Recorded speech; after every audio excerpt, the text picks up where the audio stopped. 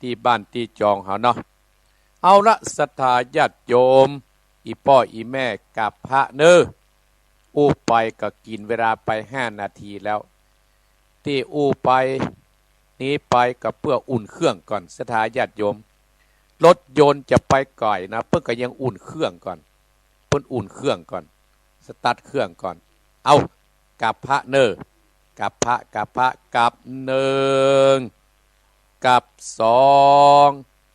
กับสามอะระหังสัมมาสัมพุทโธภควาพุทธังภวันตังอภิวาเทมิกับสวากาโตภควตาธัมโมธัมมังนัมมัสสามิกับสุปฏิปันโนภควโตสาวกสังโฆสังฆังนัมมามิกับนะโมตัสสะภะคะวะโตอะระหะโตสัมมาสัมพุทธัสสะนะโมตัสสะภะคะวะโตอะระหะโตสัมมาสัมพุทธัสสะนะโมตัสสะภะคะวะโตอะระหะโตสัมมาสัมพุทธัสสะพุทธังสัตตันนังกัจจะมิธัมมังละนังกัจจะมิสังฆังสัตตัดนังกัจจะเมโตติยัมเปพุทธังสัตตานังกัจจะเมโตติยัมเปธัมมังสัตตานังกัจจะเมโตติยัมเปสังฆังสัตตานังกัจจะเมตติยัมเปพุทธังสัตตานังกัจจะเมตติยัมเปธัมมังสัตตานังกัจจะเมตติ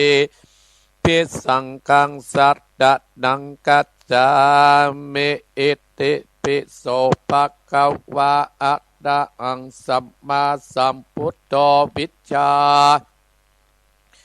นะสัมปันโนสุขโตโรกวิโตอนุตตโตปุติสัตตมัสสัตตติสัตตเทวานุสัตตังพุทโธภควติสวากาโตภควตาธัมโมสันติติโกกัดดิโกเออิปัจจิโกโอปัฏนายิโกปัจจัตตังเวทิตาปวินโยอิสุปฏิปันโนภควโตสาวกสังโฆอุจจมปฏิปันโนภควโตสาวกสังโฆญาญาติปันโนภควโตสาวกสังโฆสัมมิจิปฏิปันโนภควโตสาวกสังโฆญาติตังจัตตาเตโปเตสายุกานิอัตตาโปเตสาปุกการาสัมปังกังวัตโตสาวกสังโฆอะอุตนายโยปะอุตนายโยตักกิตนายโยอัญชเรละนิโยอนุตตรังบุญญาเกตตังโลกัสสติสาตุสัตตุปะปัญญาปัตตะมีสัมทิตตาสัตตุปะปัญญาปัตตะมีวัดแวดล้อมมิติยาปัตตะมีอ้อมล้อมระวังดีสีตะปัตตะมีบังออกดับเมตตาละมีปัปเปตังปืนตัดนาปัตตะมีเป็นปืนตั้งต่ออุเบกขาปัตตะมีก็เป็นเวียงสัจจาปาละมีเวทระวังดีเป็นไม้เต้าคันติปัตตะมีกายเป็นออกดับบังนาไม้และปืนไฟอาติตานาปัตละเมปับไปจุแห่งแกงแรงปับหมู่บ้านปีสั่งไปเปบทุก ตาเอแต่นางตอดานีอัศจรรย์เสือเหมือนปันอยู่กว้างน้ำนาตีกว้างต่อกว้างแตกตีฟองนอนนองนานนอกเป็นเกาตอกดอกไม้มาปูจาปะเกินไตสัตตันปะพุทธังเลยจุงมาไปโปรดจุงมานุญญาตโปรดผู้กาเตติตีเม็ดดังตอระนีออกมาติดม้อยผมอยู่ตีตาจังไรขัดกะงาสับพุ่นดินพุ่นดำนะที่รงปะไปเกาะอาบตับเต่าปะยามานนะเอาอายปุงกัวกับยกมือตุนหัวใส่เกาผู้กาเดจื้อว่าลูกศิษย์พระพุทธเจ้าตนมีบุญสมปันอันมากพระพุทธเจ้าจริงตั้งพระปัญญาปัตตะมีไว้เก้าจันตั้งไว้เนื้อกอดได้เก้าจันตั้งไว้ตั้งหลังกอดได้เก้าจันตั้งแต่ตีนถึงหัวกอดได้เก้าจันตั้งแต่ตีนถึงหัวกอดได้เก้าจันเส้นว่าลูกปืนจากมาซะเมื่อเมือนปนเศษอากอดจักปอบมากาได้ข้าพเจ้าก็ได้ใจไว้ว่าพุทธคุณนางมะกุณนางสังฆคุณนางพุทธอินตาตัมมะอินตาสังฆอินตาสะเมธรเนย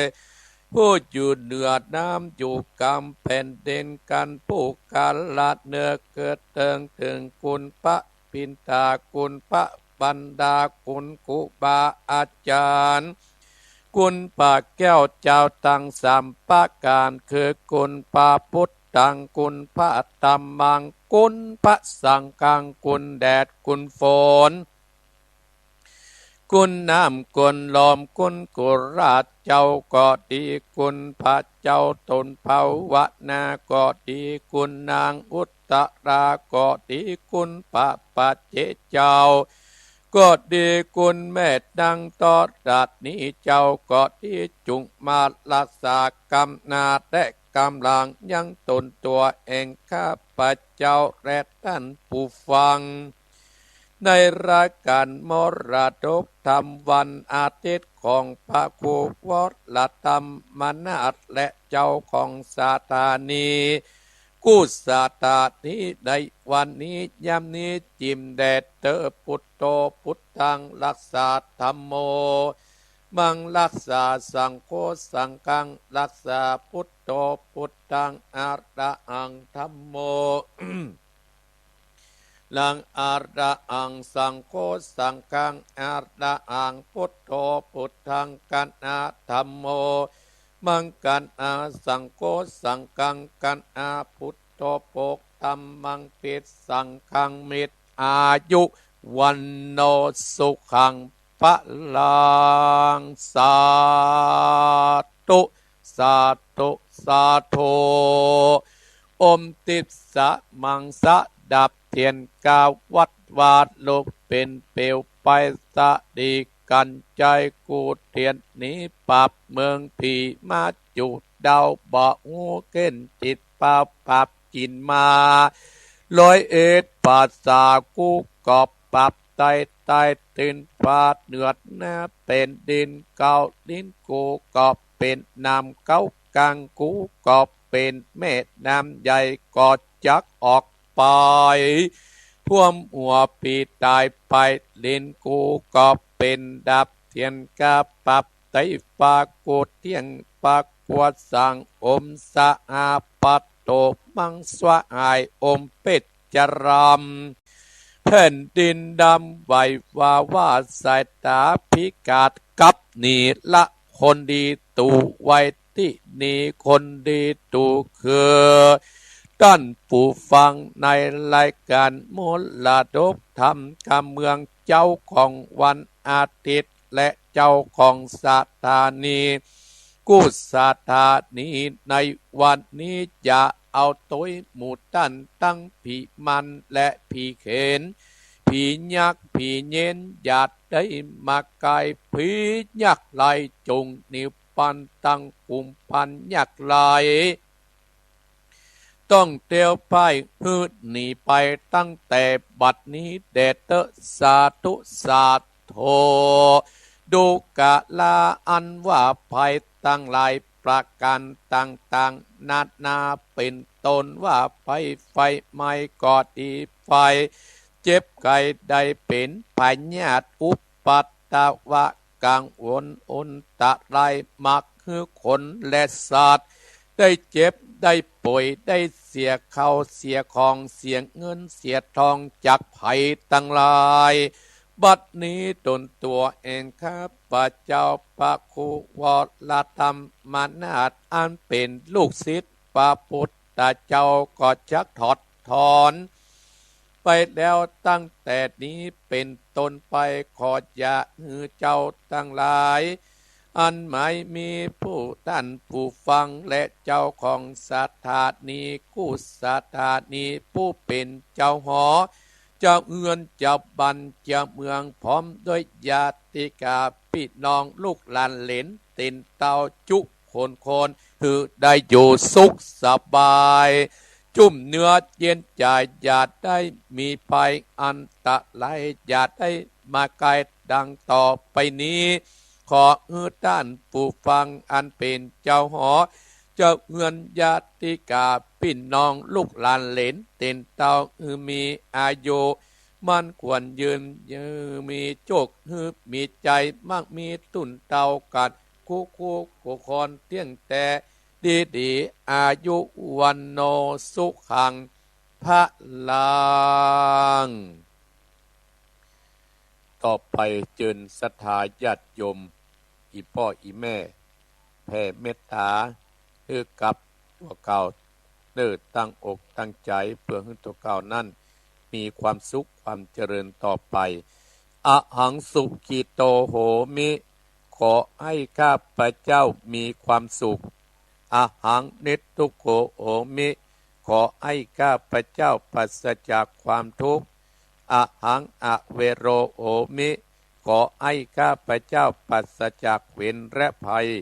อหังอัปปยาปชาโหมิขอให้ข้าพเจ้าปราศจากอุปสรรคอันตรายทั้งปวงหังอนิโกโหมิขอให้ข้าพเจ้าปราศจากความทุกข์กายและทุกข์ใจสุขีอัตตนังปฏิหารามิขอให้ข้าพเจ้ามีความสุขกายและสุขใจพ้นจากทุกข์ภัยหมดทั้งสิ้นเถิดสัพเพสัตตาอันว่าสัตว์ทั้งหลายที่เป็นเพื่อนทุกข์เกิดแก่เจ็บตายด้วยกันทั้งหมดทั้งสิ้นอเวราอุนตุจงเป็นสุขเถิดอย่าได้มีเวรต่อกันและกันเลยอัปปยาปัจจาอุนตุจงเป็นสุขเถิดอย่าได้พยาบาทและเบียดเบียนซึ่งกันและกันเลยนิคาอุนตุจงเป็นสุขเถิดอย่าได้มีความทุกข์กายและทุกข์ใจเลยสุขีอัตตนังปฏิหะลันตุจงมีความสุขกายและสุขใจรักษาตนให้รอดพ้นจากทุกข์ไปทั้งหมดทั้งสิ้นเถิดข้าพเจ้าขออโหสิกรรมใด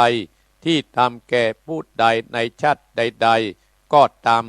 ขอให้เจ้ากรรมและนายเวรจงอโหสิกรรมให้แก่ข้าพเจ้าอย่าได้จองเวรและจองกรรมต่อกันอีกเลยแม้แต่กรรมที่ใครๆทำแก่ข้าพเจ้าขออโหสิกรรมให้ทั้งสิ้นยกถวายพระพุทธเจ้าเป็นอภัยทานเพื่อไม่มีเวรมีกรรมต่อไปโดยอานิสงส์แห่งอภัยทานนี้ขอให้ข้าพเจ้าท่านผู้ฟังในการมรดกธรรมการเมืองทุกท่านทุกคนพร้อมด้วยครอบครัวและบุตรหลานตลอดจนวงศาคณาญาติผู้มีกระคุณของข้าพเจ้าจงมีแต่ความสุขจงมีแต่ความเจริญประพฤติปฏิบัติในสิ่งที่ดีตามขนองคองธรรมโดยเทิน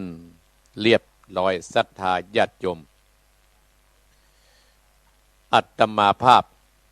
พระครูวรธรรมนาถได้นำรายการมรดกธรรมกำเมืองธรรมยำเจ้าได้มาพบปะศรัทธาญาติโยมบรรดาพ่ออุ้ยแม่อุ้ยลองกึดเอาเถอะศรัทธาญาติโยมเดือนกรกฎาแล้วเดือน10ครั้งที่1ศรัทธาญาติโยมนับตั้งแต่จากวันนี้เนี่ยวันที่5เนี่ยวันที่20ป่ายเนี่ยเข้าพรรษาและศรัทธาญาติโยมอีพ่ออีแม่ลองดูตัวเก่าโอ้เฮาก็นึกว่าเฮามีบุญแห่งวัน1แล้วที่เฮาได้มาถึงวันที่5นี่นะศรัทธาญาติโยมนะมันเป็นบุญอีพ่ออีแม่มันเป็นบุญกุศลที่เฮาได้สร้างไว้อาตมาภาพดีใจศรัทธาญาติโยมที่อีพ่ออีแม่น่ะติดตามโดยอาตมาภาพแม้นว่าอาตมาภาพบ่ได้ไปพบปะงานใหญ่ก็ดีเพราะว่าภารกิจอายุกันนักและศรัทธาญาติโยมมาเหมือนตะกอนที่จะไปห้อนหั่นไปห้อนนี่แหมยังก็ภาระกับกันโดยสารที่ไปหั่นไปนี่เพราะว่าสามารถที่จะไปร่วมเกือบทุกงานได้ที่กิจกรรมเมื่อรอเตียนก็ไปบ่ได้เพราะสังขารศรัทธาญาติโยมเพราะว่าคนขับรถก็มามีประเดี๋ยวนี้โอ้ศรัทธาญาติโยมมันเหนื่อยเนอะน้ำมันกับแป้งเนาะคนขับรถก็บ่ค่อยมีอนุโมทนากับแม่เอ้ยสุทธิวงศ์โยมอีแม่สาวรักษ์พิวงศ์แม่ถารบแม่เนอตื่นได้แล้วเนาะโยมแม่สีทอนก็ตื่นแล้วศรัทธาญาติโยมหลายผู้หลายคนที่ตื่นมาโยมกลางเมืองเชียงใหม่ก็ตื่นแล้วศรัทธาญาติโยมทุกคนด้านก็ต้องทำภาระหน้าที่ของตัวภัยตัวมันศรัทธาญาติโยมตัวภัยตัวมันอย่างกรรมโบราณประวัติเก้าไม้ใหญ่งำนาผู้ใหญ่ประพัฒนาเนนบทสูตรมันงำบ้านงำวัดงำวาอย่าศรัทธาญาติโยมผู้ใหญ่บ้านผู้ใหญ่ประพัฒนางำบ้านเนี่ยศรัทธาญาติโยมเพิ่นนึงสอนเฮาไว้หรอโยมแม่อันนงเพียรศีลกำลังตื่นสถานีวิทยุตั้งฝั่งอัดประดังก็ได้อีพ่ออีแม่ศรัทธาท่านผู้ฟังอาตมาที่อาตมาภาพจะอู้ธรรมะเมื่อเจ้าพร้อมกับเทศธรรมนี่จะอยู่กับอีพ่ออีแม่ไปถึง6 โมงเมื่อเจ้าวันนี้วันติดก็ต้องเตวไปบิณฑบาตตามปกติของอาตมาภาพวันเสาร์วันติดวันพุธเป็นบางครั้งศรัทธาญาติโยมไผจะไปโทรหาเข้าเครื่องใหญ่1และไผจะไปโทรเข้าหาเครื่องที่อาตมาภาพโทรพระอาตมาภาพบอกเบอร์โทรอีพ่ออีแม่ก้อยโทรเนอะห้ามโทรเพราะว่าถ้าโทรนี่นะมันลำบากเจลำบากท่านพระครูพิวัฒนวิกรมจะต้องเกาะสัญญาณใหม่สำหรับศรัทธาญาติโยมบางคนก็บอกว่าโทรนอกตั้งนอกสายเวลาอาตมาภาพออกแล้วว่าโอ้ท่านพระครูขอติหน่อยยิ่งยังครับว่านะกับท่านพระครูก็ยังแบบเปิดสายนั่งนักแล้วก็อู้ด้วยน้อยโหศรัทธาญาติโยมใครให้เปิดตั้งแต่บัดเดี๋ยวนี้เป็นต้นไปแต่ทำบัดได้ศรัทธาญาติโยมถ้าเกิดทำไปแบบนี้อีพ่ออีแม่ต้องเข้าใจอาตมาภาพตั้งท่านผู้อำนวยการเพื่อก็จะบ่ฮื้อจัดแล้วกามาเอาสาระธรรมะมาอู้มาจ๋าเพื่ออีพ่ออีแม่ได้สลับได้ฟังเนี่ยศรัทธาเนาะต้องเข้าใจอาตมาภาพและจะไปอู้เมินเนี่ยอาตมาภาพรถติดตลอดนะศรัทธาญาติโยมแต่อาตมาภาพมีความอดทนเพราะฮักอีพ่ออีแม่ที่ซุ่มฟังอาตมาภาพฮักอีพ่ออีแม่ที่มีการมีงานที่อีพ่ออีแม่มางานเนี่ยอาตมาภาพถึงอดทนศรัทธาญาติโยม เนาะแต่ธรรมดาศรัทธาญาติโยมเนาะเป็นเรื่องธรรมดาแต่เมื่ออาตมาโทรก็โทรอยู่หั่นอยู่นี่ก็ว่ากันไปเนาะศรัทธาญาติโยมเข้าใจแบบนี้เนอะอุปยาวศรัทธาญาติโยม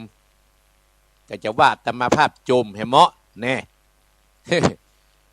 จับใจแห้งไม่แน่นใจกาจับใจครูบาเปิงใจพระน้อยเพิ่นถึงว่ายะนอศรัทธาญาติโยมเนาะอนุโมทนาโยมแม่สายฝนท่านอาจารย์ทุนสุภโร ฟังอยู่ปีนี้จำภาษาตั้งดอยหมูเนาะศรัทธาญาติโยมหลักธรรมเตี้ยตามมาภาพเนี่ยอย่าอู้จัดจ่าฮื้อศรัทธาญาติโยมก็ขึ้นต้นว่าเหตุผลที่คนเกิดมาแล้วมาเหมือนกันเพราะอะไรหยังเหตุผลที่คนเกิดมาแล้วมาเหมือนกันเพราะเหตุอะไรหยังองค์สมเด็จพระสัมมาสัมพุทธเจ้าของเฮานั้นได้ประทับอยู่ที่ณวิหารเชตวันในเมืองสาวัตถีอีพ่ออีแม่ก็ได้มีโยมคนหนึ่งชื่อว่าสุภมานพสมเด็จพระสัมมาสัมพุทธเจ้าที่ประทับอยู่ในวิหารเชตวันในเมืองสาวัตถีก็ได้มีสุภมานพเนี่ยเข้าไปไหว้และได้เข้าไปถามปัญหาด้านพระพุทธเจ้าของเราว่าทำไมคนที่เกิดมาในโลกนี้เนี่ยมาเหมือนกันเนี่ยถามพระพุทธเจ้าเราว่าคนเฮาที่เกิดมาในโลกเนี้ยอย่างเหมือนกันท่านพระพุทธเจ้าแน่ก็ถามไปว่าคนที่เกิดมาในโลกนี้บางคนอย่างมีอายุสั้นเพราะอันหยังถามพระพุทธเจ้าเราข้อที่สองคนเกิดมาในโลกนี้อันอย่างมีโรคนักบึดเจ็บหั่นบึดเป็นนี่เนี่ยข้อที่สามบางคนเกิดมาผิวพรรณวรรณะอย่างมางามแตะงามว่าเนี่ยข้อที่สี่คนที่เกิดมาในโลกนี้บางคนอย่างมีอำนาจนักบางคนอย่างมีอำนาจน้อยข้อที่ห้าบางคนเกิดอย่างมายากจนข้อที่หกบางคนเกิดมาในตระกูลต่ำเพราะอันหยังเนี่ยข้อที่เจ็ดบางคนเกิดมามีปัญญาดีบางคนมีปัญญาที่โง่เขลาถามพระพุทธเจ้าเฮาพุทธเจ้าเฮาเนี่ยท่านทั้งหลายอีพ่ออีแม่เพิ่นเป็นผู้มีปัญญาเลิศแหลมที่สุดในโลกแล้วศรัทธาญาติโยมสามารถแก้ปัญหาให้คนทั้งหลายเหมือนโยมสุภมานพคนเนี้ยได้เข้าไปไหว้พระพุทธเจ้าเฮาในวิหารเชตวันได้ไปกราบถามปัญหาว่าทำไมคนในโลกเนี้ยเกิดมาแล้วจึงมาเหมือนกันเป็นเพราะอันหยังพุทธเจ้าก็เลยถามว่าอย่างข้อที่หนึ่งคนที่เกิดมาแล้วยังมีอายุสั้นเพราะอันหยังพุทธเจ้าเฮาก็เลยตอบว่าอีพ่ออีแม่ว่าโอ้เพราะว่าบุคคลคนนั้นน่ะชอบฆ่าสัตว์ชอบทรมานสัตว์แล้วเกิดมีวิบากกรรมถึงมีอายุสั้นบางคนเกิดตายมาตั้งแต่อายุหนุ่มอายุน้อยเนี่ยพุทธเจ้าเฮาก็เลยตอบว่าคนที่จะมีอายุยืนเนี่ยเป็น100 ปีเพราะอย่างเพราะว่าท่านคนนั้นเนี่ยบุคคลคนนั้นน่ะมีจิตใจเมตตาชอบเมตตาที่คนตกทุกข์ได้ยากชอบเมตตากับสัตว์อิงหิ่งห้อยที่ตกทุกข์ได้ยากบ่ชอบทำร้ายสัตว์บ่ชอบฆ่าสัตว์ตัดชีวิตเนี่ยศรัทธาญาติโยมแม่พิสมัยสีเทพลำปางเนี่ยศรัทธาญาติโยมโอ้สุภมานพได้ยินอย่างอ่านนะโอ้อากาศพระพุทธเจ้าเฮาศรัทธาญาติโยมโอ้วันนี้หูแล้วเด้อท่านพระพุทธเจ้าว่าคนเฮาเกิดมาในโลกเนี่ยนี่อย่างมาเหมือนกันกับเพราะอย่างอี้ร้อยเนี่ยคนที่เกิดมีอายุสั้นเพราะว่าชอบฆ่าสัตว์ตัดชีวิตมีความเมตตาส่วนคนที่มีอายุยืนน่ะเพราะว่ามีจิตใจเมตตากับชัดเดรัจฉานเมตตาคือกับคนทั้งหลายที่ตกทุกข์ได้ยากเป็นต้นเป็นประธานเนี่ยศรัทธาญาติโยมข้อที่สองคนที่เกิดมีโรคภัยไข้เจ็บหนักอันเนี้ยบึดเป็นอันนั้นบึดเป็นอันนี้เนี่ยจะตายก็บ่ตายจะเป็นก็จะบ่เป็นจะสบายก็บ่สบายป้อมมีตาว่างนิหาแล้วศรัทธาญาติโยมสุภมานพก็ประถามพุทธเจ้าซึ่งมีปัญญาอันเลิศแหลมแล้วก็บอกว่าโอ้เพราะไอ้คนเนี้ยมันนั้นชอบไปเบียดเบียน ตั้งกายก็ดีตั้งใจก็ดีอยู่ในชอบเบียดเบียนสัตว์ก็ดีเบียดเบียนสัตว์อันประเสริฐเป็นคนก็ดีชอบเนี่ยประชดประชันก็ดีเนี่ยเป็นเลยมีโลกตั้งหลายมาเบียดเบียนนะและก็คนตั้งหลายสุภาพมนกก็ถามไปว่าคนที่เปิ้นแบบเป็นโรคเป็นใครเจ็บเนาะโอ้เนี่ยอันยังเปิ้นไปไหนก็ไปได้ก็เพราะอันยังต้านพระพุทธเจ้ากับคนพอเหล่านี้เนี่ยเป็นชอบคนมีเป็นคนเมตตาชอบคนช่วยเหลือคนอื่นนี่กะโอ้ยมมักกันทยกโพงเนอะอยู่วะตังปทุมวะเนาะและคนที่สามนี่เนาะข้อที่สามเนี่ยคนที่มีผิวพรรณวรรณะงามเนี่ยเป็นเพราะอย่างสุภาพมนุษย์ถามไปแหมสถาญาติโยมโอ้ท่านสุภาพมนุษย์โยมสุภาพมนุษย์คนที่เพื่อนมีผิวพรรณงามเนี่ยเพราะอย่างเพราะว่าคนนั้นน่ะมามีความโลภความโกรธความหลงปัจจัยเป็นคนขี้โกรธนักเนี่ยก็ศรัทธาญาติโยมอธิบายให้ศรัทธาญาติโยมอีพ่ออีแม่องค์สมเด็จพระสัมมาสัมพุทธเจ้าพระองค์ตรัสว่ายักษ์เนี่ยมีอยู่3ตัวจ้างสิ่งสู่อยู่ในจิตใจเฮาอยู่ใกล้ๆเฮาถ้าวันใดเฮานั่นมารักษาจิตมารักษาใจเฮาดียักษ์ที่ตัวให้น่ะก็จะโดดเข้าไปสิงเฮาศรัทธาญาติโยมยักษ์ตัวที่1นั่นคืออะไรอย่างที่อยู่ใกล้ตัวเฮาตัวที่1นั่นก็ยักษ์ตัวชื่อว่าความโลภยักษ์ตัวที่2นั่นชื่ออย่างความโกรธยักษ์ตัวที่3นั่นที่จะวิทย์กระโดดใส่ข้างเฮานั้นตัวให้ละเพิ่นยักษ์ความหลงศรัทธาญาติโยม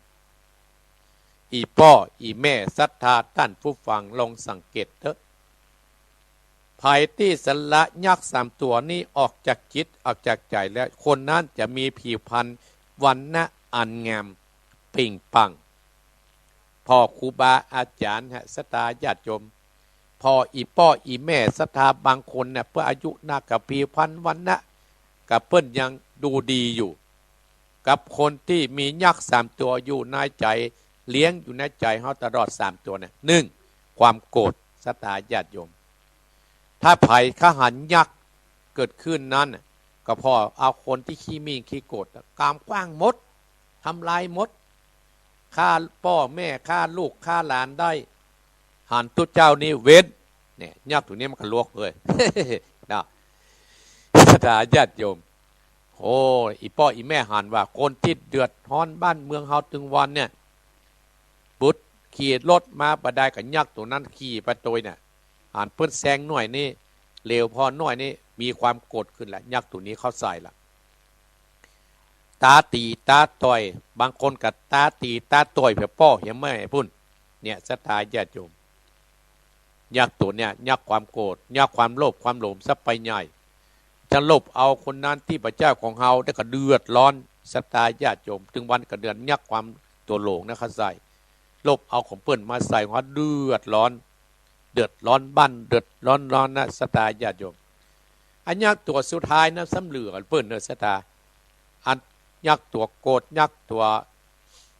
โลภนี่ยังบัดต้าใดกว่ายักษ์ตัวหลงนะครับใส่ลงคิดลงใจนะศรัทธาญาติโยมมันคืนยากถ้าลงต้าลงตังมันพอคืนได้นะศรัทธาญาติโยมเพราะฉะนั้นองค์สมเด็จพระสัมมาสัมพุทธเจ้าของเฮาก็เลยตัดเพื่อกับมนุษย์ว่าต้านมนุษย์คนเฮานั่นก็ต้องหูตัวว่าคือตัวเฮาคือไผเฮาคือไผเปิ้นถึงเฮาอยู่ตรงไหนเฮาก็ต้องอยู่ตรงนั้นเปิ้นถึงเฮาเป็นป้อเฮาก็ต้องเป็นป้อที่ดีเปิ้นถึงเฮาแสดงมา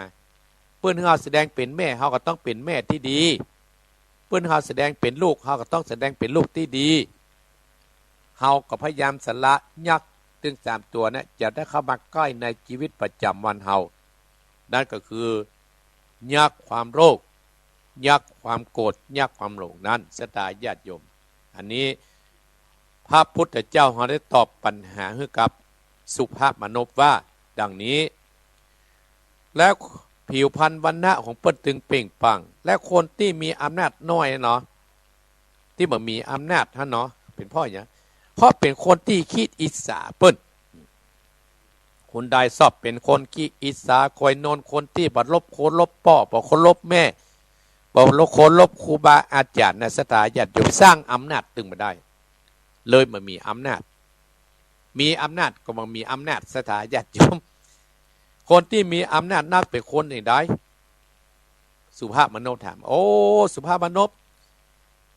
ที่คนที่เพิ่นมีอำนาจได้เป็นเจ้าคนนายคนนะเพราะอย่างเพราะเป็นคนเคารพพ่อเคารพแม่เคารพครูบาอาจารย์พ่อแม่สั่งสอนอย่างใดเอาไปปฏิบัติเนี่ย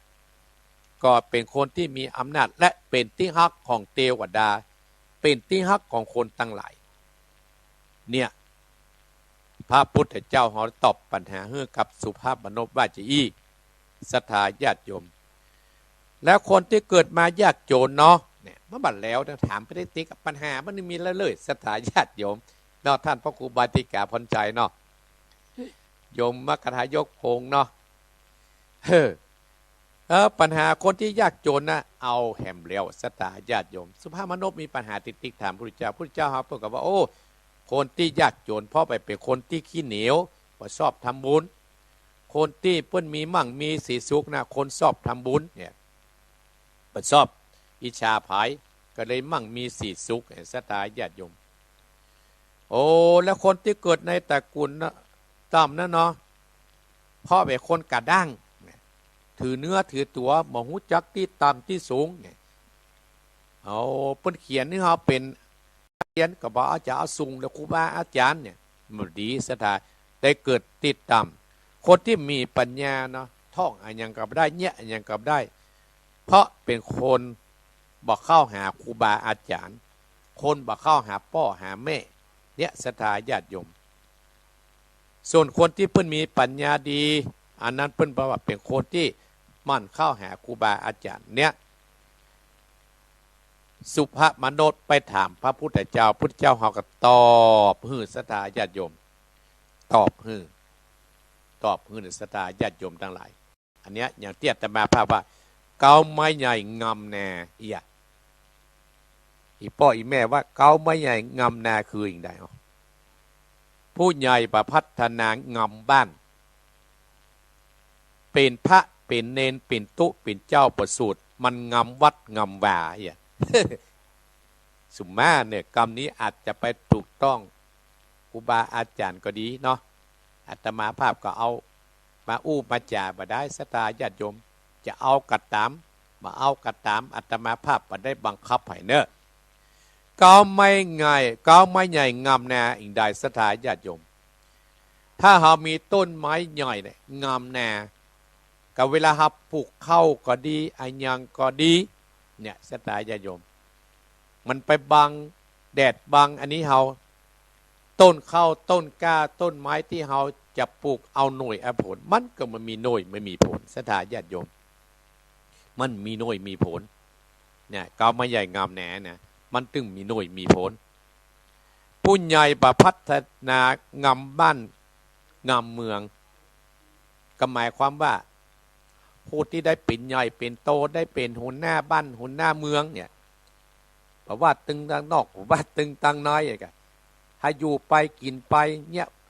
ทำไปก็ประพัฒนาบ้านประพัฒนามันงำบ้านก็ทำให้หมู่บ้านเฮานั้นล้าหลังทำให้วัดวาเฮานี่ล้าหลังศรัทธาญาติโยมศรัทธาชาวบ้านเข้าวัดเข้าวามาเตียวปะดังนั้นก็มีแต่ขี้นกแก่เลี้ยวปะนั้นก็มีขี้หมูขี้แหมอันนี้อู้ปะได้อู้ศรัทธาฟังว่าได้ในศรัทธาญาติโยมถามว่าวัดหนองเฮียงมีว่าท่านพระครูมีการศรัทธาญาติโยมก็พัฒนาไปเรื่อยๆตามแห่งตามบาทตามแห่งอัตมาภาพเป็นตุเป็นพระบทสูตรมันงำวัดงำว่าศรัทธาญาติโยมกะเตี้ยอัตมาภาพว่ามีหอละกังบะเคาะละกังเนี่ยกินข้าวและการรับกินข้าวและการนอนโอ้ศรัทธาญาติโยมมันมีความสุขประเดียวประดายนะศรัทธาญาติโยมก็เฮากินข้าวเนาะศรัทธาเฮายังกินแหนมเนาะพอกินข้าวแล้วมากินน้ำพ่องยกมือขึ้นก็ตอบปัญหาอีกก็ได้ พายไปกินข้าวและกินน้ำมันอยู่ได้ก่อนศรัทธาญาติโยมอยู่วัดเป็นตู้เป็นพระก็เพื่อมันงามบ้านงามวัดงามวาอยู่วัดก็เพลวัดตั้งอกตั้งใจตื่นเช้ามากะทำวัดสวดมนต์โกห้องอีกเพลพัฒนาวัดเพื่อเจริญรุ่งเรืองอีกศรัทธาญาติโยมพอเขากินข้าวเจ้าบ้านหรอจะไปเอาเหมือนเจ้าบ้านอย่างที่ออกสื่อพิมพ์นะมันบดีศรัทธาญาติโยมอันนั้นมุมมันบดีแต่คนที่เปิ้นดีทุกเจ้าเปิ้นดีพระที่น้อยเปิ้นดีก็ปะเลอะปะเต๋อปัจจัยมีก็หมู่เตี้ยแต่มาภาพอู้มานี่เนาะตี50 นาทีและอีพ่ออีแม่ศรัทธาท่านผู้ฟังทั้งหลายสายอู้ยาวมาขนาดเนี่ยศรัทธาญาติโยมได้ฮื้อความรู้กับอีพ่ออีแม่โยมชุติการมาแล้วโยมชุติการวันนี้ศรัทธาญาติโยมอาตมาภาพก็ขอบคุณศรัทธาโยมแม่จันเพนก็ดีโยมแม่สาวรักษ์แม่อนนงเพนศิลป์ก็ดีหลายผู้หลายคนเนี่ยศรัทธาญาติโยมที่จังอุปถัมภ์วัดอาตมาภาพช่วยเติมช่วยแทงเอากระน้ำกระไฟเกือบกุณาเดือนอาตมาภาพก็ขอเป็นบุญเป็นกุศลกำจุอุดหนุนโยมพ่อโยมแม่โยมท่านผู้ฟังอาตมาภาพวันนี้เป็นวันอาทิตย์ศรัทธาญาติโยมตรงกับวันที่5 เดือนกรกฎาคม พ.ศ. 2569ปีนี้อาตมาภาพก็จัดไปตามเตียนตามปกติคือตามเตียนในของคณะศรัทธาของอาตมาภาพวันที่19วะตั้งแต่วัดผาหนามวันเดียวอาตมาภาพไปตาม4 อำเภอ 9 วัด4 อำเภอ 9 วัดไปวันเดียวศรัทธารถอาตมาภาพก็เต็มละศรัทธาญาติโยมเหลือก็รถติดตามในหมู่บ้านนั้นนักเหมือนกันเด้อปีแล้วนี่ได้ไปวัดเดียวศรัทธาญาติโยมปีนี้เพราะ4 อำเภอ 9 วัดเราจะไปสวดอิติปิโสแต่ละวัด9 วัดทั้งวันปีหนึ่งก็จะนำศรัทธาพอออกไม่ออกวัดหนองเหียงเนี่ยไปตามวัดตามวาที่อาตมาภาพเคยไปบางวันก็ไปตั้งหลับพุนบางวันก็ไปแม่บางปีก็ไปแม่วางปีหน้านี่จะเข้าปนเนอเมืองวินปนเนอศรัทธาญาติโยมกึดคนเดียวไอ้นะเข้าไปทางน้อยปีหน้ากันนะปีนี้ไป4 อำเภอ 9 วัดวันที่19ศรัทธาญาติโยมก็อนุโมทนากับผู้คนที่ติดตามตัวที่โทรมาหาอาตมาภาพวันนี้ศรัทธาญาติโยมเป็นวันติดศรัทธาที่จ้างมาหาอาตมาภาพวันนี้ไปได้อยู่วัดเนี่ยศรัทธาญาติโยมตอนเจ้านี่9 โมงเนี่ยจะไปปุ้นปากทางม่วงตนพวกศรัทธาญาติโยมไปทำบุญเพื่อกับศรัทธากับเฮียชวนเปิ้นเคยมากินมาตานปีนี้เปิ้นจะได้มาเป็นเจ้าภาพร่วมกฐินสร้างห้องน้ำศรัทธาญาติโยมเฮียชวนเปิ้นกาหมะม่วงวันนี้เปิ้นนิมนต์อาตมาภาพไปสั่นเพลจากลุกเปิ้นมาแล้วมาวัดสกรรมล้างหน้าล้างตาพักโรสกรรมก็จะไปวัดนี่ศรัทธาญาติโยมวัดเนี่ยก็ลืมชื่อวัดที่ปรับเป้าเนี่ยศรัทธาญาติโยมเนาะเพราะว่าเพิ่นส่งน้ำพระทะศรัทธาญาติโยมส่งน้ำพระเจ้ากันเนาะเวลา3 โมงเพิ่นทำพิธีเพราะฉะนั้นก็อาตมาภาพจึงแจ้งให้ศรัทธาญาติโยมจังมาเอี่ยวหาเนอศรัทธาญาติโยมอีพ่ออีแม่ท่านผู้ฟังทั้งหลายอาตมาภาพขอบคุณที่เป็นเจ้าภาพแต่ละวัด9 วัดค้างเห็นประมาณ2 วัดศรัทธาญาติโยมทั้งประมาณ2 วัดเป็นประธานนั่นก็ 1,000 บาทศรัทธาญาติโยม500 บาทแต่ละวัดนอกนั้นก็ศรัทธาที่ตามตนคนก็ห้อมตามเจตนาเป็นการน้ำกับไฟเฮาเอาบุญเป็นที่ตั้งศรัทธาญาติโยมที่อาตมาภาพทำนี่นะเอาบุญเป็นที่ตั้งปีไหนก็ได้ปาศรัทธาอีกอาตมาภาพวัดหนองเหียงไปเตื้องเนาะศรัทธาเนาะเอาละศรัทธาญาติโยมเพื่อบ่ให้เสียเวลาอาตมาภาพก็จักได้เอาน้ำเอาธรรมคำสอนของพระพุทธเจ้ายมสมพรรัตนังยมสมพรเนออนุโมทนาไปเอี่ยวก็เงียบสบายเนอศรัทธาญาติโยมปีนี้อาตมาภาพก็64ละศรัทธาญาติโยมลำพูน FM 95อายุนับไปเป็นปีเฮาก็สร้างความดีตามที่เฮาทำได้เพิ่นว่าสร้างวันละนิด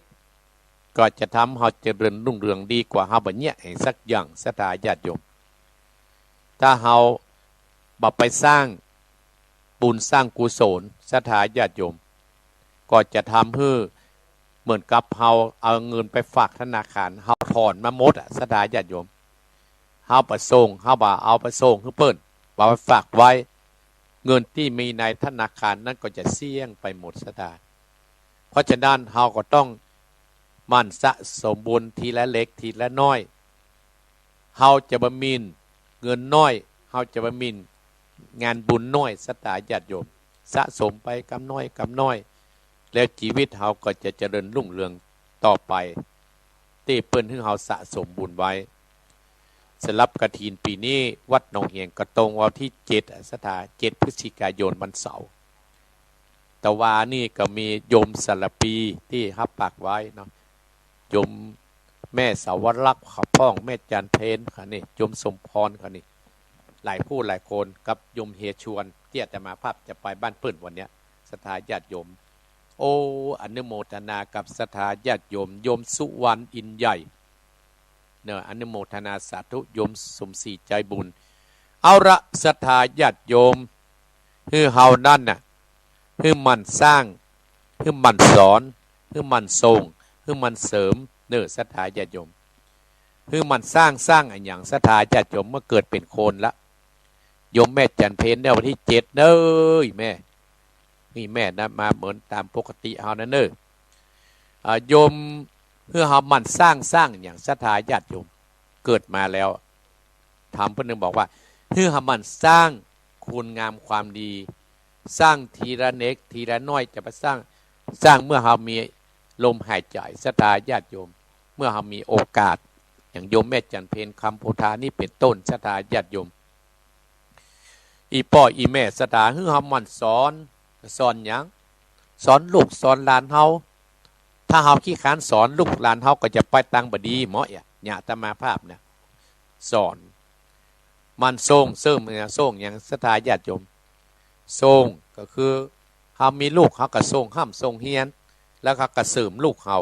เนี่ยเสริมลูกเฮาที่เฮาต้องการอันเนี้ยศรัทธาญาติโยมเป็นพุทธคำสอนก็คงองค์สมเด็จพระสัมมาสัมพุทธเจ้าเอาละ5 ตี 5 นาทีแล้วศรัทธาญาติโยมอาตมาภาพก็จะได้เทศธรรมแล้วก็จะได้ไปบิณฑบาตต่อไปเนื้อศรัทธาญาติโยมเนาะเอาละเน้อฟังธรรมเน้อแม่จันเพนฟังธรรมเน้อโยมอินใจฟังธรรมเน้อศรัทธาเฮาทุกท่านทุกคนแม่นงรักก็ดีไผก็ดี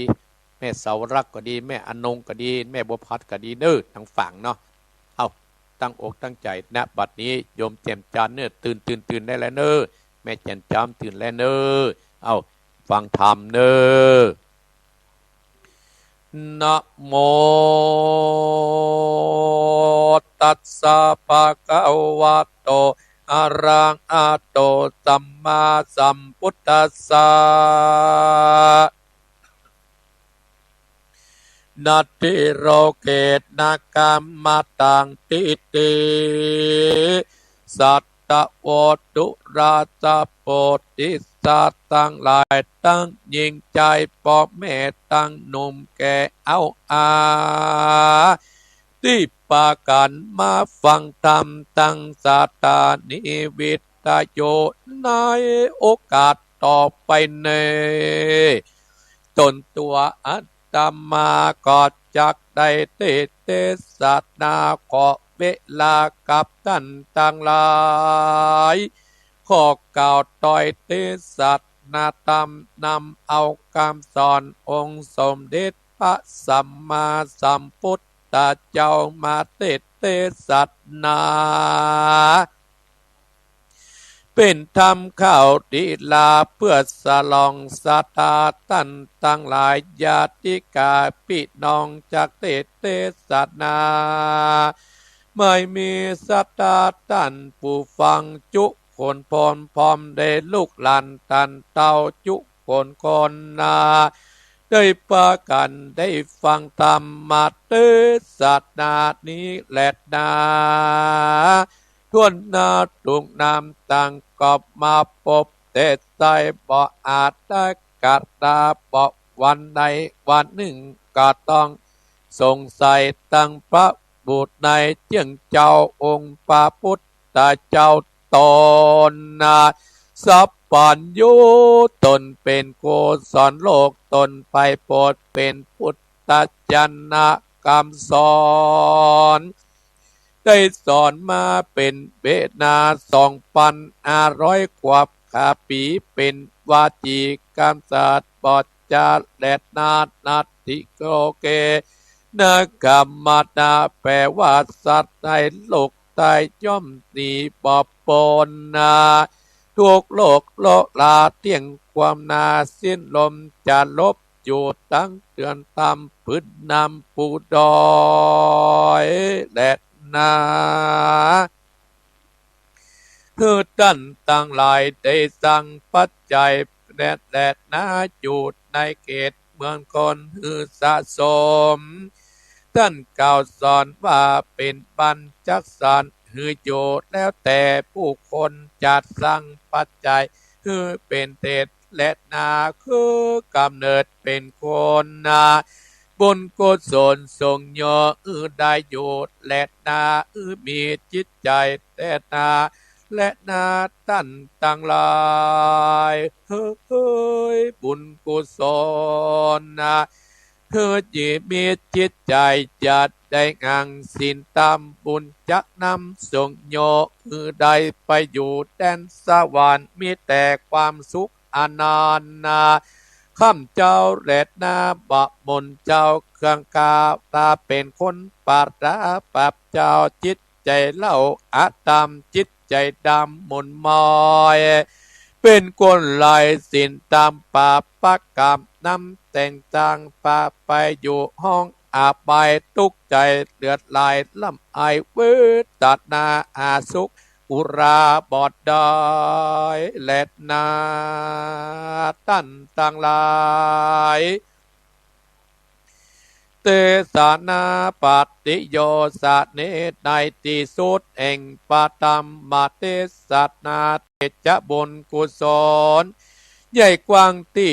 ท่านเจ้าภาพพร้อมโดยองค์วงญาติกาปิดน้องได้ปาการทำบุญตั้งใจอุทิศตาเหมือนการจุกรก็เป็นบุญเตจาปารา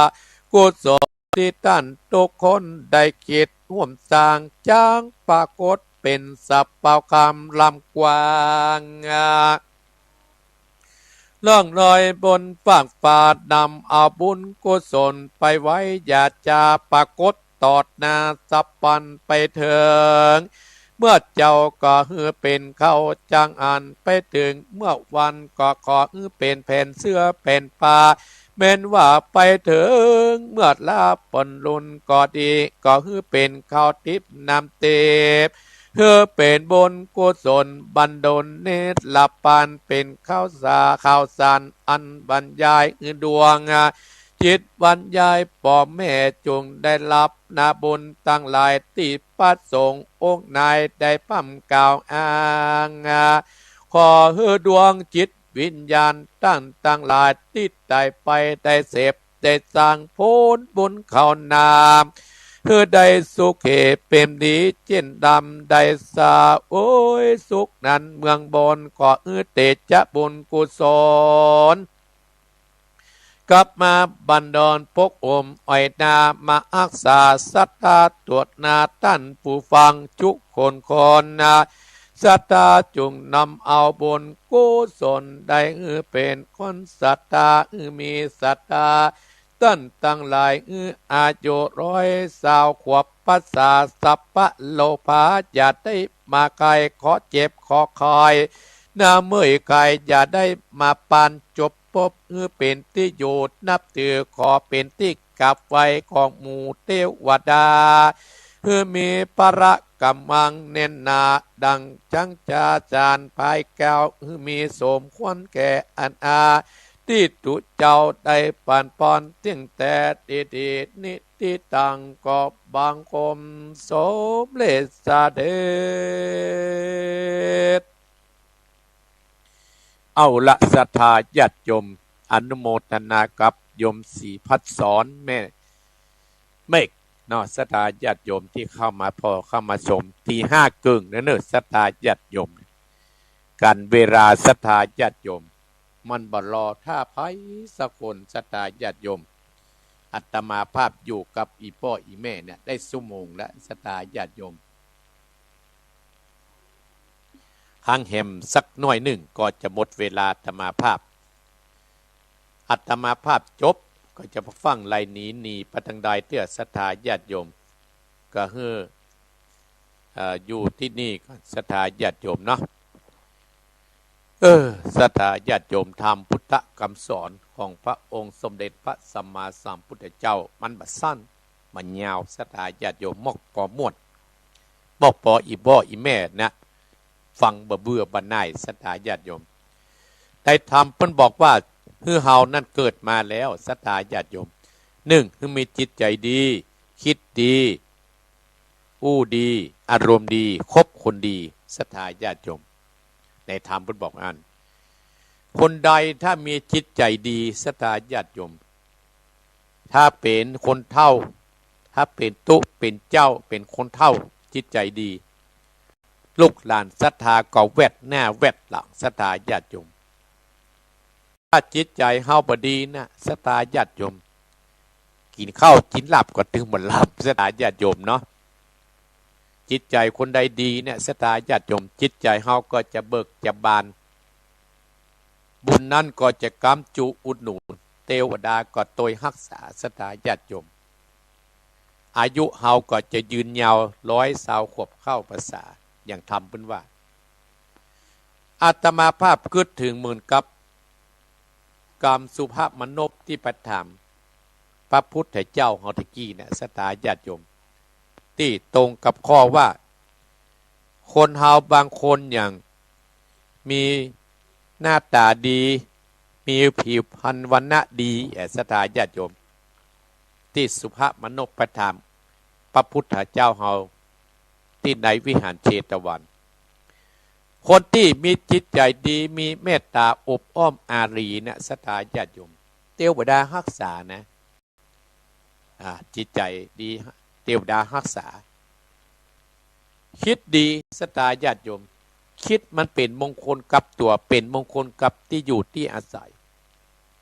เทวดาก็รักษาเหมือนกันคนก็รักประคิดไปอิจฉาดิษยาประคิดไปข่อยนวลกระไผเหมือนสุภาพมนพถามเมื่อกี้นะท่านพระพุทธเจ้าบางคนอย่างมีอำนาจน้อยบางคนอย่างมีอำนาจก็เพราะว่าบุคคลนั้นคิดบ่ดีคิดไปอิจฉาพ่อคิดไปอิจฉาแม่คิดไปอิจฉาครูบาอาจารย์เลยเบียวาสนาผิวพรรณก็ดูบ่สดชื่นศรัทธาหน้าก็มุนก็มองอู้ดีศรัทธาญาติโยมไผก็คักอยากให้ใกล้อู้ที่เป็นสาระประโยชน์อู้ที่เป็นมงคลกับบ้านกับเมืองอู้เหมือนเพิ่นแตกแยกเนี่ยกับคนที่เป็นอู้ที่เป็นคนที่เพิ่นแตกแยกเนี่ยเป็นอาจีนเนี่ยมันเป็นบาปนะศรัทธาญาติโยมยูอู้เพิ่นแตกแยกความสามัคคีบางคนเอาความสะใจเป็นใหญ่สุดท้ายเนี่ยมันมีไม่มีเพื่องมาคบเนี่ยศรัทธาญาติโยมและอารมณ์ดีก็อยู่ไหนมันมีอารมณ์ขุ่นมัวมันมียักษ์3ตัวเข้าใกล้ที่แต่ว่ายักษ์ความโกรธยักษ์ความโลภ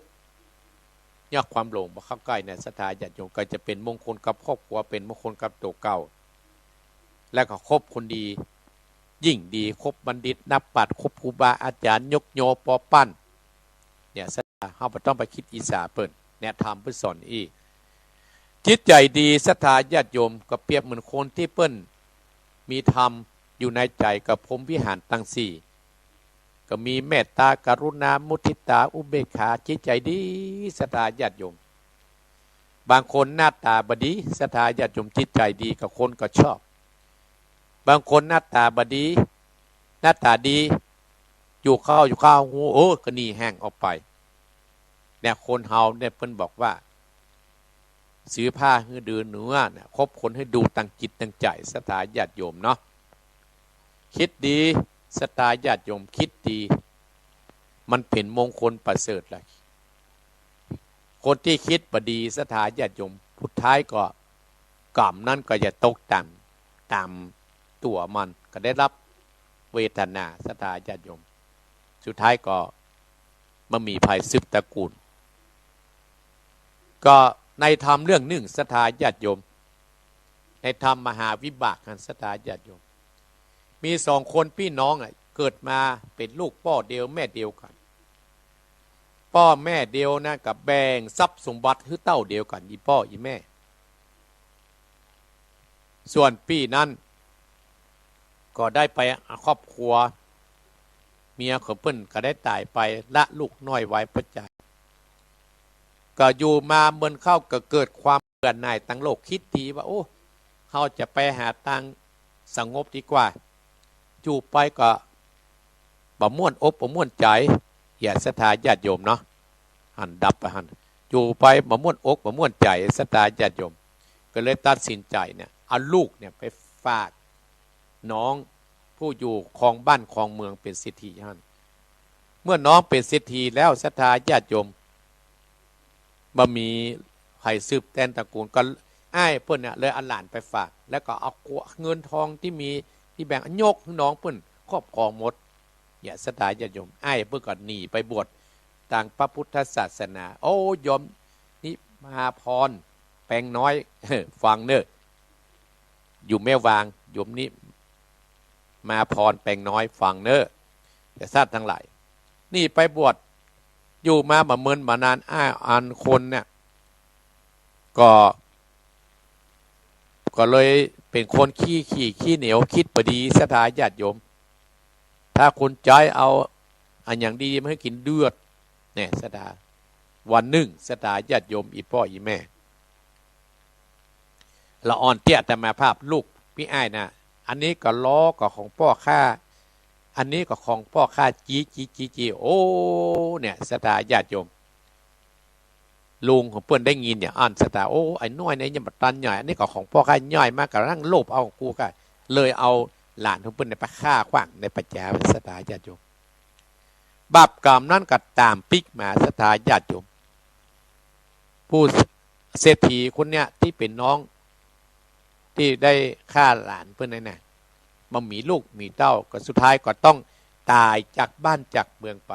อนิจจังทุกขังอนัตตาศรัทธาญาติโยมมีเกิดมีแก่มีเจ็บมีตายก็จากไปเป็นเรื่องธรรมดาของโลกเรื่องนี้ก็เดือดร้อนถึงพญาเจ้าเมืองเมื่อกี้ทหารคนทั้งหลายก็มาแจ้งว่าโอ้เศรษฐีตายไปบ่ได้ภัยมันมีภัย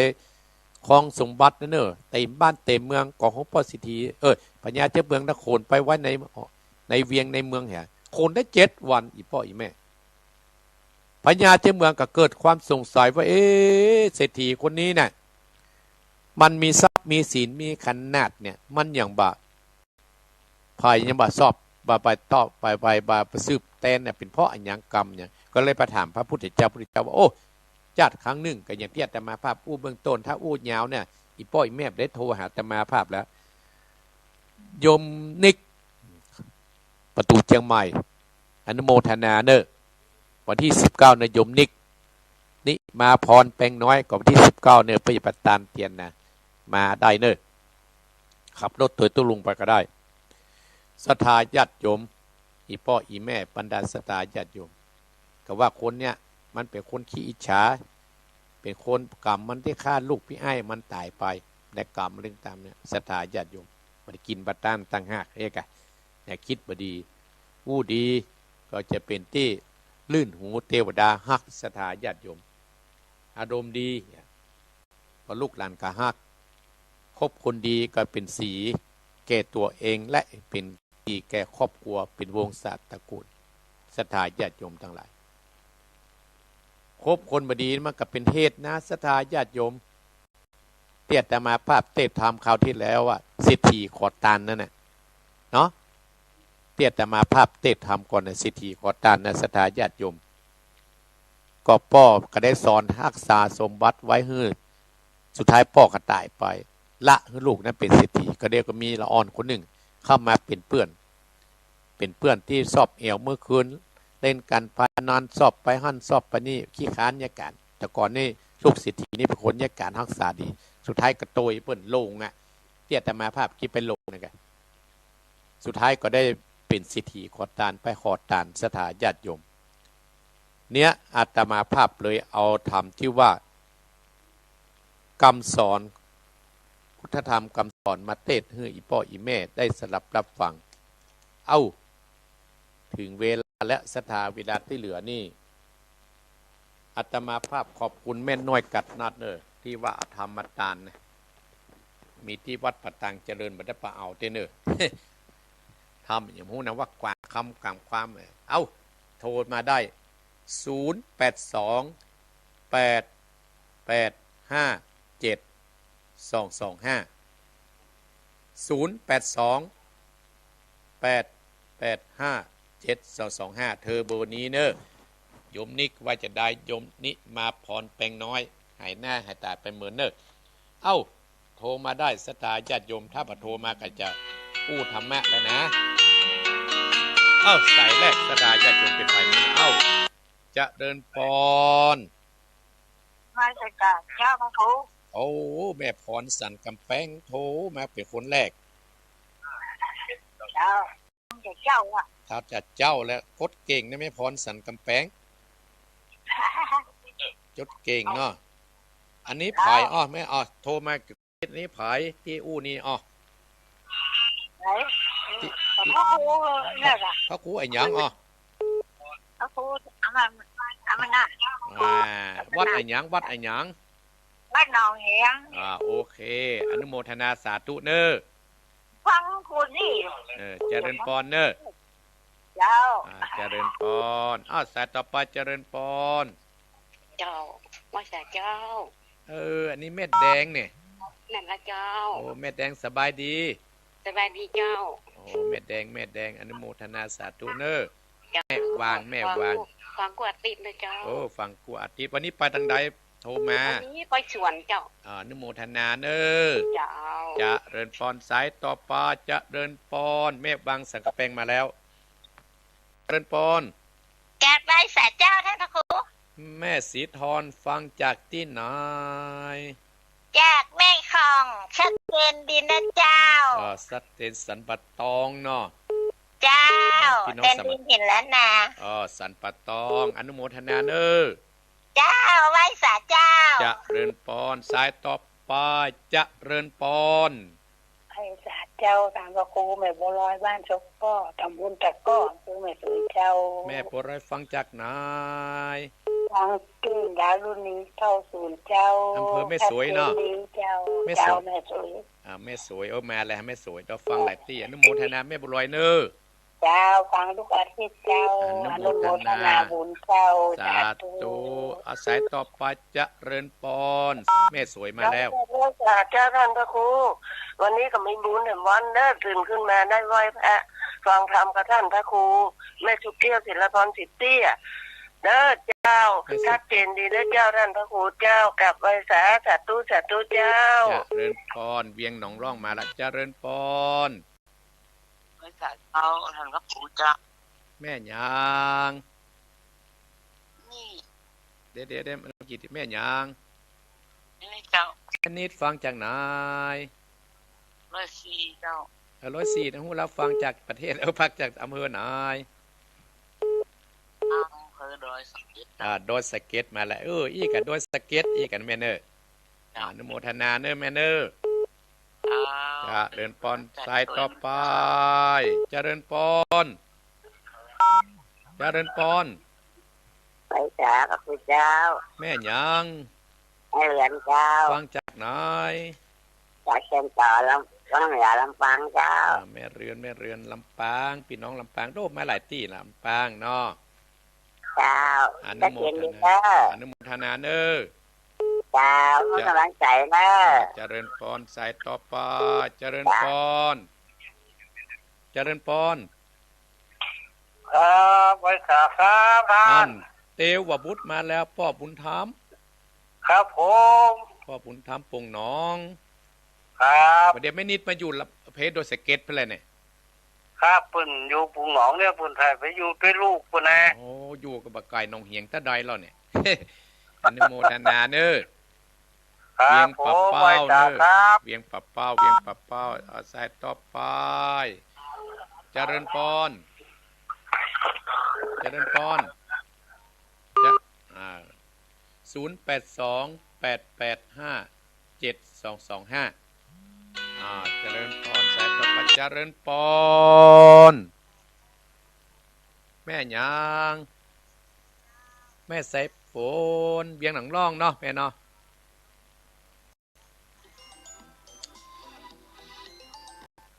ว่าจะไปโทรเข้าเบอร์นั้นเนอะเจริญพรแม่สายฝนก็ยังบอกงูเต้นเนอะกันได้ประเด็นนะ กำลังจะคิดก่อนนะเนาะเจริญพรสายต่อไปไผ่ห้ามโทรเข้าเบอร์ใหญ่เนอะไอ้กี้โทรไหมหมอครับเจริญพร กราบไหว้เจ้าท่านพระครู ว่า เจ้าวันติดแล้วยายน้อยเอาทำเนี่ยนะเขาค่ำนะเจ้าฝากไม่กล้าไว้ที่วัดปักตั้งเจริญไปเอาเลยยังเจ้ายังบัดได้ปล่อยเตี้ยวบัดได้ปะกัดเตนเนอร์ เจ้ายายน้อยมีคติธรรมกำลังสั้นๆนะเจ้าเอาว่ามา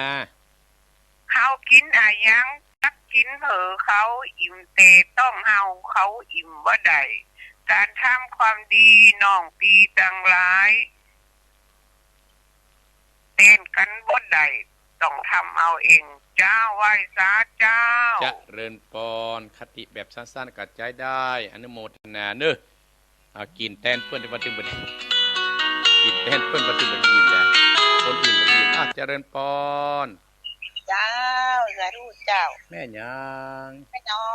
ม่น้อมเวียงหนองร้องเจ้าว่าจะได้วันนี้พี่น้องเวียงหนองร้องชัดเจนดีเด้อชัดเจนดีเนาะจ้าอนุโมทนานะแม่เนอเจ้าเป็นกำลังใจเนาะ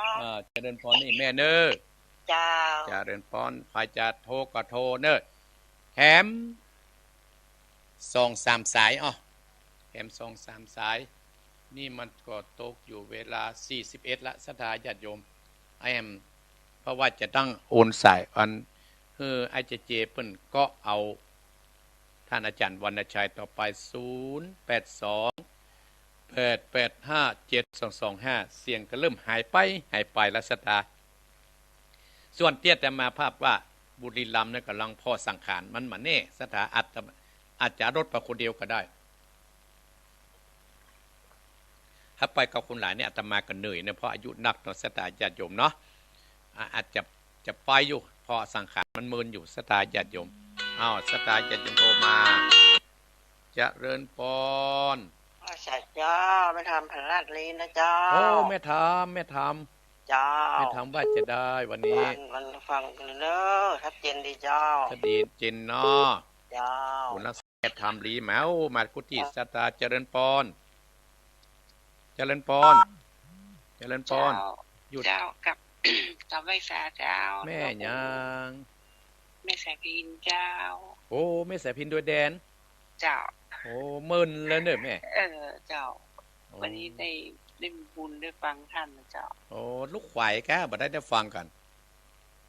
ก็ฟังกันแต่ก็บ่ได้โทรเจ้าบุญรักษาท่านอยู่บุญรักษาแม่เนอะเจ้ากับไหว้สาเจ้าเจริญพรแม่สายพินเจริญพรไปจะโทรกับโทรจะรีบโทรเลยแค่5 นาทีสุดท้ายเจริญพรเจ้าแม่ยางแม่ห้วยน้ำขาวเจ้าไปห้วยน้ำขาวฟังอยู่นะเจ้าสถานีอย่างเนี่ยห้วยน้ำขาวเนี่ยสถานีอันยังอย่างว่าเจ้าฟังอยู่เจ้าสถานีได้สถานีอย่างหงงัวก้าสถานีหงงัวก้าเจ้าสถานีน้ำบ่อหลวงเจ้าเจริญพรสายต่อไปเจริญพรเจ้าสายเจ้าทางพระโคเจ้าแม่ยางแม่พิสมัยเจ้าโอ้อีแม่พิสมัยโอ้ลำปางแม่หมอลำปางว่าจะได้แม่เจ้าอนุโมทนาบุญด้วยนะเจ้าไปทำไม่คนนี้เนาะอนุโมทนากับแม่ตัวเนอเจ้าท ท่านพระครูจะไปบิณฑบาต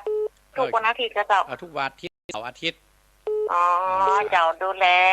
ตัวเองเป็นเนอร์ดูแลสุขภาพเป็นเนอร์เจ้าขอบคุณนะแม่เนอร์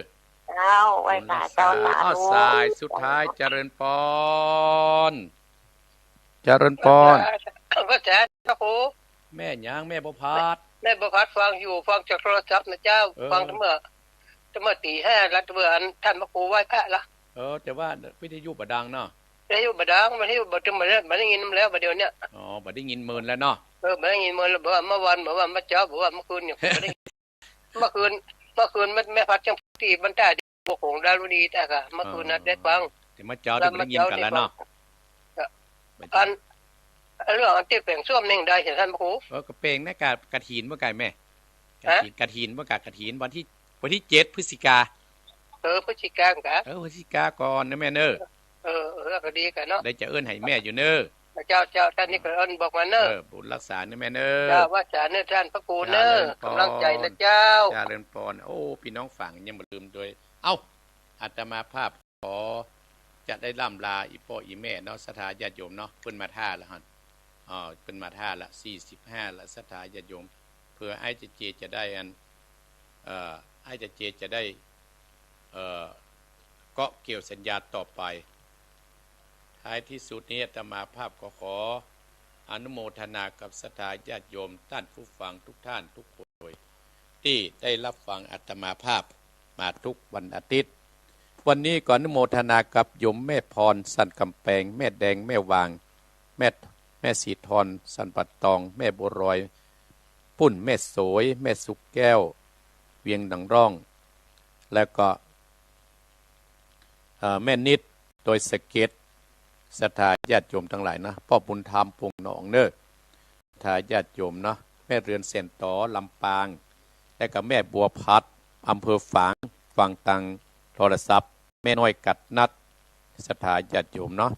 แม่น้อมเวียงหนังร่องแม่ทำรีเนอแม่ใส่พินดอยแดนและพี่น้องห้วยน้ำขาวแม่พิษสมัยลำปางกันและแม่บัวพัดที่อยู่เมืองฝางนึกก็ได้จะโทรไปหาได้ไหมเนาะอนุโมทนาศรัทธาญาติโยมที่ฟังทั้งเฟซทั้งไลน์ก็ดีอาตมาภาพจะต้องจำใจจากลาอีพ่ออีแม่ท่านผู้ฟังอาตมาภาพว่าวันนี้เป็นวันทิศก็เดจะเดินทางไปปุปัตตังมุ่งโตนะครับนี่ วัดที่หมายนิมกรรมศรัทธาญาติโยมไป2ที่วันนี้เนาะสุดท้ายนี้อาตมาภาพขอเจิญเตวบุตรเตวดาบุญกุศลจงมาคุ้มครองรักษาท่านผู้ฟังทุกวันทุกคนสมดังคาถาบดีว่าจยสิทธิทานังราพังสุติพระขยังสุขังปโนจะโพกังวุติจยสวาสตาวันเถจะชีวสิทธิภวันโตเตสัพปิติโยอิวัสสันตุสัพพะโรเวนะสันตุมาเถวันตรายโยสุขีติกายุโกภวะอภิวาทนะสีริสะนิจังอุตตรปัจจายโนจัตตารโรธรรมาวัฏันติอายุวันโนสุขังพระลางหมดมนุษย์สมบัติแล้วไม่มีความสุขใจแล้วเขาถูกทรมานถูกแผดเผาด้วยบาปด้วยกรรม